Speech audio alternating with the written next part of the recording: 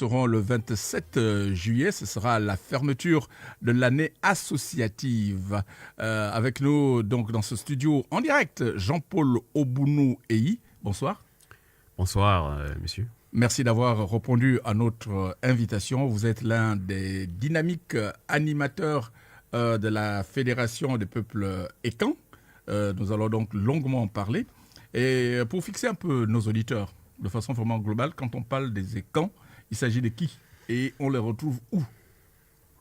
Je vous remercie, la question est la bienvenue, parce que quand on parle Ekan, il y a plusieurs Ekan. Et nous remontons la généalogie, parce que quand je parle des Ekana, ce sont les descendants d'un Kam, que nous appelons Kamite, puisque Ekanankam était le fils de Kam. C'est cet Ekanankam qui crée l'empire de Kam, qu'on appelle à l'époque Canaan. Et quand on parle de la généalogie, Ekan proprement dite, la généalogie, les Ekans sont ce sont les descendants de Ekan Alania. Ekan Alania, qu'on parle en français, on parle de Juda. Et quand nous remontons nos généalogies, nous tombons sur Afirikara. Afirikara, et lui, il est descendant de Mosomo, qu'on appelle Salomon. Et Salomon, normalement, était un descendant de Juda. Donc, quand nous remontons la généalogie, on tombe sur Ekan Alania génétiquement. Donc, nous parlons d'Ekana, c'est pour l'empire d'Enkam. L'empire d'Enkam qui représente aujourd'hui l'Afrique. Et Ekan proprement dit, c'est génétique, ce sont les descendants de Ekan Alania, qui est l'un des patriarches de Menyé-Élé, que nous appelons Ménélik, et Afirikara, que nous disons que nous sommes les enfants d'Afirikara, effectivement, puisque cet Afirikara, il était empereur de l'empire de l'Éthiopie, et il a dirigé l'empire de 1507 à 1540. Et il y a beaucoup à dire si je rentre dans la généalogie des Ekans. Toute une année d'émission rien que pour parler des Ekans. Exactement. Alors, parce que certains, excusez-moi, certains ne savent pas ce que veut dire Ekan. On chante ça comme ça parce que l'épopée du Mvet parle aussi des Ekans. Quand l'épopée du Mvet parle des Ekans, parce qu'il y a les descendants de Karamebe. Karamebe, ce sont ceux qui sont sur le monde abstrait, le monde cosmique, que nous ne voyons pas. Mais nous sommes les descendants de Zamayamebe. Zamayamebe, ce sont ce que nous pouvons toucher ici sur Terre. Effectivement. Donc, il faut savoir faire la différence entre les camps du Mvet et les camps proprement dits du monde des vivants. Alors, du monde des visibles. Voilà. En 2024, j'insiste là-dessus, où est-ce que l'on retrouve les Ekans? Les Ekans, proprement dit, on les retrouve au Gabon, au Cameroun, en Guinée équatoriale, en Éthiopie, même dans le Moyen-Orient. Puisque qu'est-ce qui vous dit que vous êtes Ekan, si ce n'est que votre généalogie? Il y en a beaucoup qui sont Ekan, mais qui ne le savent pas. Parce que, comme je vous ai dit, c'est génétique. Alors, on ne s'attribue pas d'être Ekan, parce qu'on a dit, bon, moi je parle la langue des Ekans, puisque les Ekans, ils ont plusieurs langues. Donc, ce n'est que la généalogie qui peut vous prouver que vous êtes Ekan. Alors, si je devais opter pour le couper-clouer, si je disais que les Ekans, ce sont les fonds, je me trompe? Je dirais que oui, parce que le fond, c'est une appellation, c'est un sobriquet qu'on a attribué aux habitants de l'ancien royaume du Fan. L'ancien royaume du Fan se situait entre le Soudan du Nord et le Soudan du Sud. Et quand cela, parce que dans les Ekans, vous allez voir qu'il y a ceux qui reviennent du royaume du Sawa, le Sawa éthiopien, donc l'Amara. Donc, si vous dites, parce que c'est une erreur de l'administration coloniale, le fait de dire ce sont les Fans, vous allez voir même dans les premiers actes de naissance, on disait Ntumu, Fan. Les vrais Fans, ce sont les Mekè. Les Mekè de Nkomo. Parce qu'eux sont descendants de Mekè Fan, Malkea Cresto. Il était un guerrier qui a combattu l'Occident pendant qu'il voulait instaurer le catholicisme dans l'empire de l'Éthiopie. Mais nous, normalement, nous connaissions déjà la religion, mais le christianisme orthodoxe que nous appelons dans nos langues Mokora. Donc d'où vous avez la forme Melan. Ce sont les mêmes pratiques. Et eux, nous, ce qui se rapproche au niveau de la pratique de Melan, c'est le christianisme copte que nous appelons Koba. Le christianisme catholique vient du christianisme copte. Et l'Omelan, c'est la forme primitive de ce christianisme que nous appelons Mokora. Parce que nous avons le nom christianisme qui vient de Kora. Et nous, le sauveur, on l'appelle Unkwere. Est-ce que vous vous rendez compte que dans nos langues, nous avons ces noms? Mais comment les retrouver? Nous avons beaucoup à apprendre avec vous, Jean-Paul Obounou Eyi. Je rappelle que vous êtes en fait un ingénieur en génie civil de formation. Vous vous êtes mis à votre compte. Donc, tout au long du journal, nous allons revenir sur ce que vous aviez organisé au Musée national la semaine écoulée. Également, 2 ouvrages. Vous n'êtes pas venus les mains vides. Nous allons les présenter dans un instant. Et autre initiative à mettre en exergue, elle concerne le Songo, qui est un jeu... un pan culturel cérébral, oui, des peuples écans, qui est, s'il vous plaît, ça va vous faire très mal, qui est enseigné au lycée Blaise Pascal. Au lycée Blaise Pascal. Un lycée français. Voilà, mais pas dans un établissement gabonais. Gabonais, incroyable. Je crois qu'il y a beaucoup à dire là-dessus. On marque une courte pause. La radio africaine doit s'intéresser plus que jamais aux langues, à la culture continentale. Allons franco, le peuple écan gros plan à cette mi-journée avec Jean-Paul Obounou Eyi. Il est notamment l'auteur de 2 ouvrages. Nous allons vous les présenter dans un instant. Les écans, en remontant aussi loin que possible l'arbre généalogique, nous apprenons beaucoup. À preuve, notre confrère Eugène Lamba nous a rejoint. Eugène, bonsoir. Bonsoir, Duc. Alors, la preuve de mes affirmations, nous allons prendre votre arbre généalogique.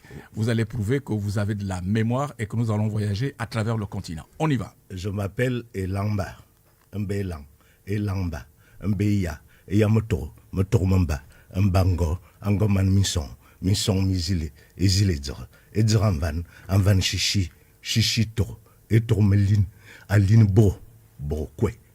Vous avez là 16 générations. C'est à peu près 500 ans d'histoire. Si on part du principe qu'une génération, c'est 30 ans. Et quand vous arrivez à la fin de cette généalogie, vous avez des noms qui viennent du Soudan. L'actuel Soudan? Oui, l'actuel Soudan. Question bête de ma part. Oui. Comment vous faites pour mémoriser ça? Ma généalogie, je porte le nom de mon grand-père, du père de mon père. Et ma généalogie m'a été enseignée sur plusieurs mois par ma grand-mère, avec qui je partageais le lit jusqu'en classe de 4e, au secondaire. Et en 2024, vos enfants, vos neveux, pour continuer à entretenir... La généalogie est accrochée à un mur de notre maison. Ils savent qui ils sont et d'où ils viennent. Et pourquoi c'est si utile? Je l'ai appris moi-même de mes parents qu'un homme devait savoir qui il est et d'où il vient. C'est important. On doit se déterminer pour pouvoir connaître sa place, là où on se trouve. Autrement dit, le travail abattu par Génération Écan, vous trouvez que c'est très salutaire pour l'histoire du Gabon, pour l'histoire de l'Afrique? Oui, il reste que il nous faut éviter les travers de la leçon d'histoire. C'est pour cela que je crois que la généalogie est c'est comme un rail. C'est comme un rail dont il est difficile de sortir. Vous savez, je vais vous raconter une anecdote. Je vous en prie. Je rencontre Roni Mbaminko à Dakar. Et nous nous connaissions déjà ici, mais nous nous retrouvons à Dakar et un après-midi, nous discutons. Et Rodi me dit, oui, je suis Essa Koran. Je dis, mais non, c'est la même ethnie que moi. Et il me dit, non, c'est la même tribu que moi. Oui, et il me dit, non, récite ta généalogie. Je récite ma généalogie, il récite la sienne, et nous nous retrouvons à Mbango.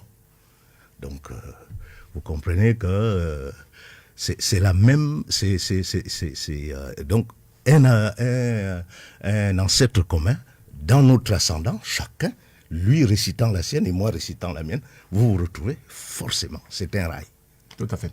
Et Jeune Lamba, merci vraiment pour ce témoignage très édifiant. Vous voulez compléter quelque chose, Jean-Paul Obounoueyi?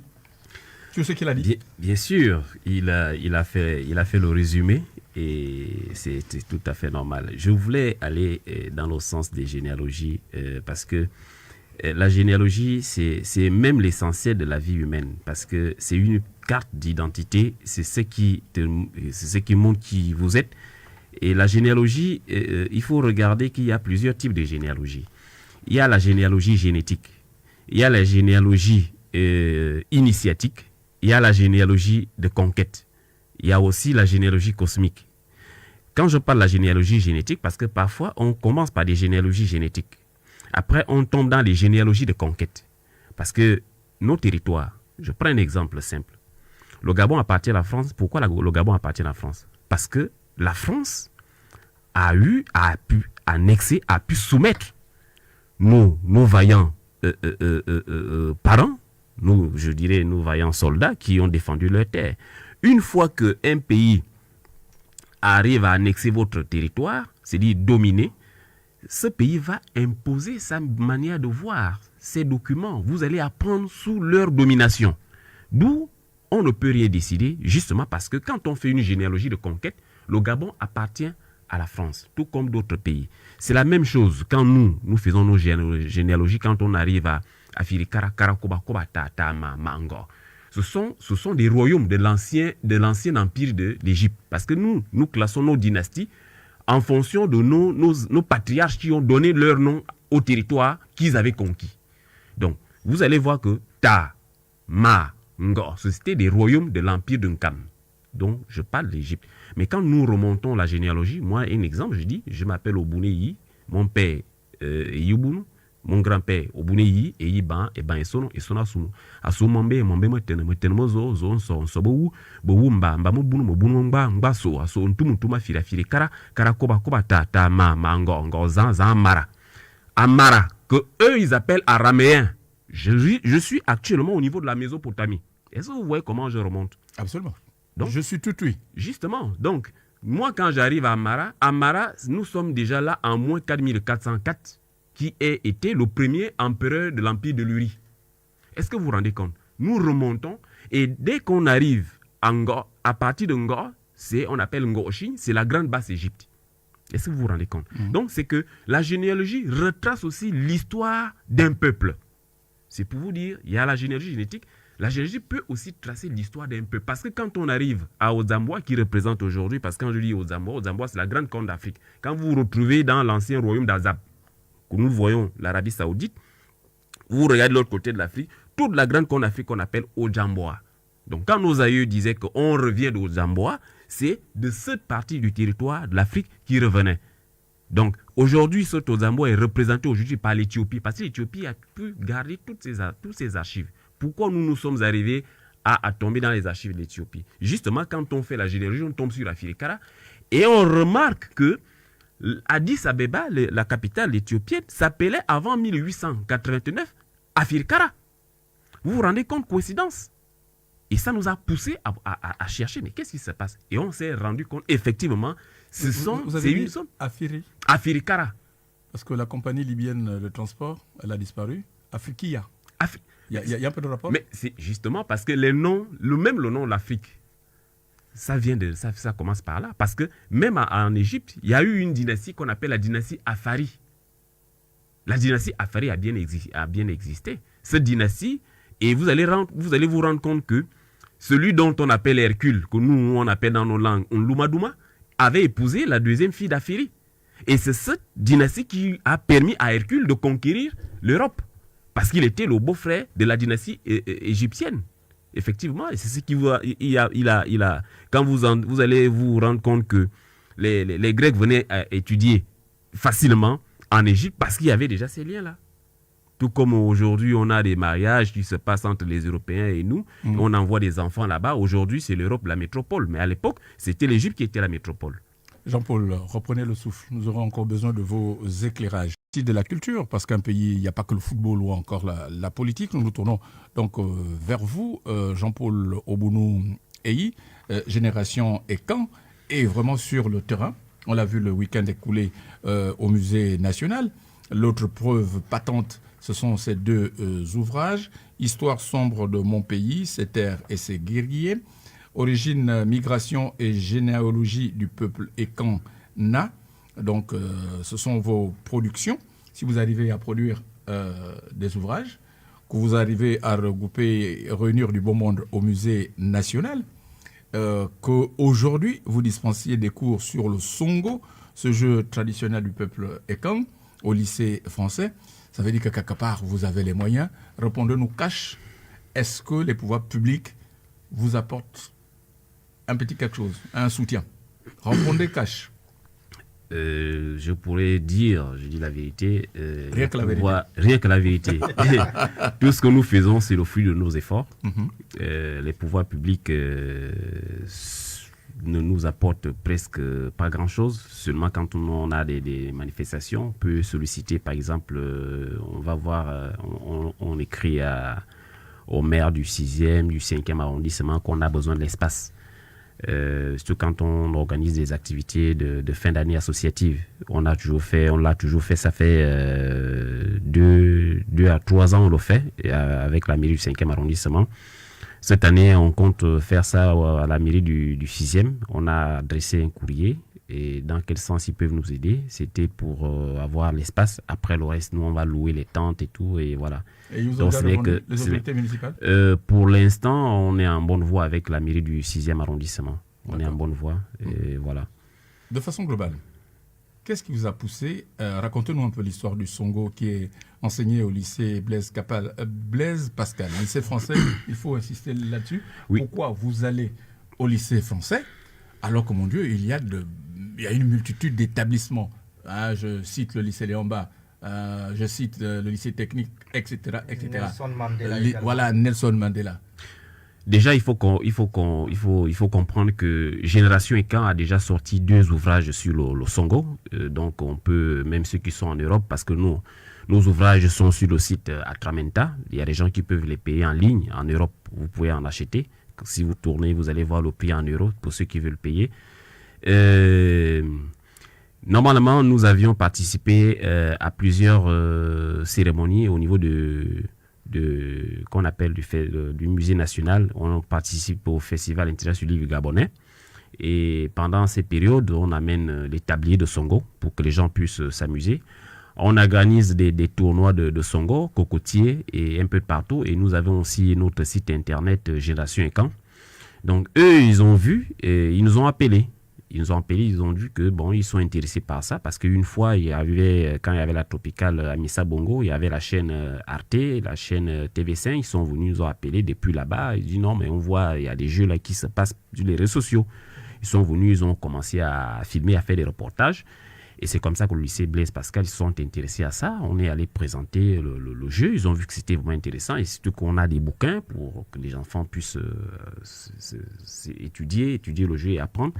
Et on a fait un premier test avec eux. Ils ont apprécié et on a signé un contrat avec eux. C'est la 2e année.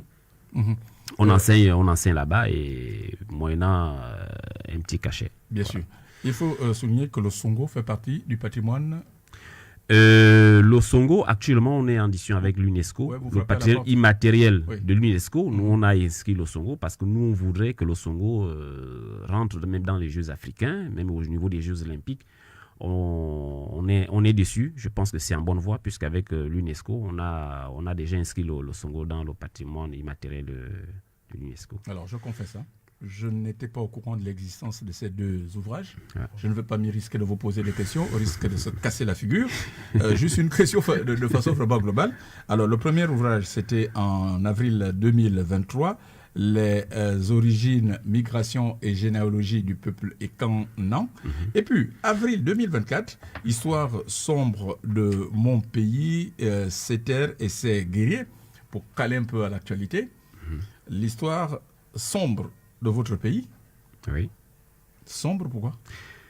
Je dis que l'histoire sombre de mon pays parce que ça renvoie à un passé douloureux. Un passé douloureux où nos aïeux, nos parents qui ont vécu bien avant nous ont subi des crimes, des atrocités. où les étrangers qui arrivent chez vous, ils vous interdisent des forêts, de fréquenter des forêts qui sont les vôtres. Ils vous demandent, ils vous interdisent de circuler à une certaine heure, ils vous imposent des taxes et vous ne pouvez pas vous défendre. Vous allez vous défendre et vous allez rentrer en conflit avec eux. Et si vous êtes plus fort, ils vont prendre la main-d'œuvre à l'extérieur. À un moment donné, vous pensez que c'est de la calmie, mais ils viennent avec des armes et tout, et ils vous mobilisent. Ils vous immobilisent et jusqu'à ce que vous allez vous soumettre. Donc, on ne peut pas dire que c'est quelque chose que c'était un bonheur. Ouais. Ça renvoie à un passé douloureux où les fils d'une nation ont été massacrés, ont été anéantis de leur propre gré, de leur propre force. Et voilà, il faudrait que chaque Gabonais puisse apprendre, parce que l'héroïsme, ça doit naître à partir de là. L'amour, le patriotisme, ça doit d'abord naître à partir de là. Nous devons connaître qui nous sommes. Nos aïeux étaient qui? Qu'est-ce qu'ils ont fait? À partir de là, cet esprit de patriotisme va naître en nous. Ce sont des ouvrages, normalement, qui devront être enseignés dans nos établissements pour que le jeune Gabonais doit savoir qui était-elle, qui était-elle, qui était-elle. Et c'est très important. Maurice, vous avez une question? Oui, alors justement, sur la couverture de l'ouvrage « Histoire sombre de mon pays », alors, il y a la photo du capitaine Charles Tchoréré, Wongo, Mavurulu, Yanga, et ainsi de suite. Et également la photo du général de brigade Brice Clotaire Oligingema. Pourquoi? Il y a la photo du général Brice Clotaire Oligingema. Il n'a pas vécu avant. Il n'a pas vécu avant. Voilà. En fait, le coup de libération, comme on peut le dire, est arrivé pendant que j'étais en pleine rédaction. Ce sont vos termes, le coup de libération. Le coup de libération, effectivement, parce que vous avez vu qu'il n'y a pas eu effusion. On parlera de coup d'État. Justement, bon, moi je dirais que pour moi, c'est ma conception. Le coup d'État. Ne suivez pas le type là. Non, le coup d'État avait déjà été consommé, parce que s'il faut parler du coup d'État électoral, c'est le PDG qui a fait le coup d'État électoral. C'était déjà acquis. Ça avait déjà été annoncé. Donc, je ne suis pas là pour parler de la politique. Allez-y, ne suivez pas le type là. Je vais pas vous suivre. Je pense que ce général le geste qu'il a posé, dans un silence fantomatique, parce que nous tous, on était plongés dans un silence, on ne savait pas ce qui allait se passer. Moi, personnellement, je suis allé me réfugier au village parce que je ne sais pas comment Libreville, ayant déjà l'image de ce qui s'est passé en 2016, je me suis dit, là, ça va être catastrophique. Tous les réseaux sociaux, tout était coupé et on ne savait pas ce qui allait se passer. C'était difficile. Et au moment où on annonce les résultats, à 3 h du matin, après un moment donné, c'était la calme. À un moment donné, on voit 10 minutes, 15 minutes plus tard, les militaires qui passent à l'action. Et c'était vraiment un geste salvateur parce qu'on ne pouvait pas s'en passer. On ne pouvait pas imaginer que ça pouvait se passer comme ça. Alors, dans un silence, on n'a pas senti que quelque chose de ce genre allait se passer. Très bien. Au nombre des actions du général Oligingema, l'une des plus récentes, c'était du côté de Njolé, dans le Moyen-Ogooué, Emmanuel Tele, oui. Un des résistants de ce pays. Il va avoir les honneurs de la nation. Tout comme déjà le capitaine Charles Tchoréré. Il n'est pas exclu que lors de l'étape de la Nyanga, là-bas aussi, il puisse rendre hommage à, comment il s'appelle encore, le héros du sud là. Comment il s'appelle? Mbombe Nyangé. Nyonde Makit. Nyonde Makit. Voilà. Mavurulu. Voilà. Vous dites que c'est très bien. Pour reprendre Pierre Claver à Kenenge, il ne faut pas l'oublier. Justement, nous ne devons pas oublier ces héros-là. Parce que sinon, si on les oublie, ce serait très dangereux pour notre pays. Parce que notre pays est en train de se métamorphoser. Il y a des enfants qui imitent des héros d'autres pays. Et alors que nous avions nos propres héros qui ont manifesté. Mais malheureusement, dans nos écoles, ils ne sont pas enseignés. Mais justement, c'est l'une des actions que nous avons posées le week-end passé avec l'ONG Ecan Industrie, où on a essayé de montrer ça, parce qu'il y avait un représentant du ministère de la Culture qui est venu, qui a représenté le ministère de la Culture pour initier ce genre de manifestation en mémoire des héros nationaux. Donc, je pense que le ministère de l'Autorité publique, ils ont pris conscience, parce que c'était la première fois qu'on a organisé un truc de ce genre. Et ils sont conscients, et nous on ne baisse pas les bras aussi, parce qu'on ne peut pas attendre tout de l'État. Il faudrait que nous-mêmes, les fils de ce pays, qu'on s'active à pousser, à mettre l'État dos au mur, excusez-moi de l'expression, pour qu'il se réveille, pour dire à un moment donné, ces gens, ils ont beaucoup fait pour nous et il faudrait que cet esprit renaisse parce que sinon, comment parler de patriotisme si déjà on n'arrive pas à vénérer ces héros? Ça doit commencer par là parce que même les enfants qui naissent doivent avoir cet esprit de patriotisme. À partir de là, vous allez voir que tout va marcher. C'est un peu ça. Parce que cet esprit doit habiter en nous. C'est comme vous, si on vous donne un nom, on vous dit plus tard, vous allez ressembler à votre homonyme. Parce que l'esprit est là. C'est un peu ça. Donc, ces héros doivent être enseignés dans nos écoles. Et en plus de ça, on doit les célébrer parce qu'on a demandé à ce qu'il y ait une journée nationale des héros gabonais. Et j'espère que les autorités publiques, ils sont au courant de ça et ils vont y réfléchir. Puisque le conseiller du ministre l'avait dit, il va rapporter tout au ministre et aux autorités. 27 juillet, fermeture de l'année associative en ce qui concerne Génération et Camp. Dans les grandes lignes, Jean-Paul Obounou Eyi, qu'est-ce que vous prévoyez? Déjà le 27, nous sommes en train de nous préparer pour cette journée. Nous allons lancer le tournoi de Songo. Le tournoi de Songo dont les éliminatoires vont commencer le week-end du 20 au 21. Et la finale serait le 27, le jour de la cérémonie de clôture. Et nous remercions déjà parce que ce tournoi-là est dénommé le tournoi Ngomumve parce que c'est cette famille ça fait de cela 2 ans cette famille qui sponsorise ce tournoi. Et ça s'est très bien passé. Donc on est obligé parce qu'en fait ils ont voulu à ce qu'on honore un peu le patriarche de cette famille, tellement reconnaissant pour ceux qui sont là pour nous aider pour la promotion de la culture. Et donc ce tournoi va se jouer en 2 week-ends. Le week-end du 20, ce serait des éliminatoires. Donc il faut sélectionner pour que la finale se joue le 27. D'accord. Il y a les conférences aussi, les conférences débats. On aura peut-être 3 ateliers, 2 à 3 ateliers. Il y a des danses traditionnelles, il y a l'ombette, il y a beaucoup d'autres activités, des jeux. Et donc nous aurons une réunion ce week-end-là. On va essayer de finaliser tout ça, mettre des choses au point, essayer de faire de budgétiser, faire des petites cotisations. Alors, vous nous tenez au courant, naturellement, et nous allons vous suivre, puisque l'équipe La Mi-Journée a énormément apprécié votre sortie. N'oubliez pas, pour le tournoi de Songo, d'inviter mon collègue Eugène Elamba. Bien sûr. Il maîtrise bien sa généalogie. On va voir s'il a également du talent en ce qui concerne le Songo. Bien sûr. Allez, merci à vous, Jean-Paul Obounou Eyi. Je précise que pour les 2 ouvrages, nous allons d'abord les parcourir pour un entretien un peu fouillé. Pour vous informer, madame, monsieur, cet après-midi, notamment Eugène Elamba, au nom de toute l'équipe, merci et à demain.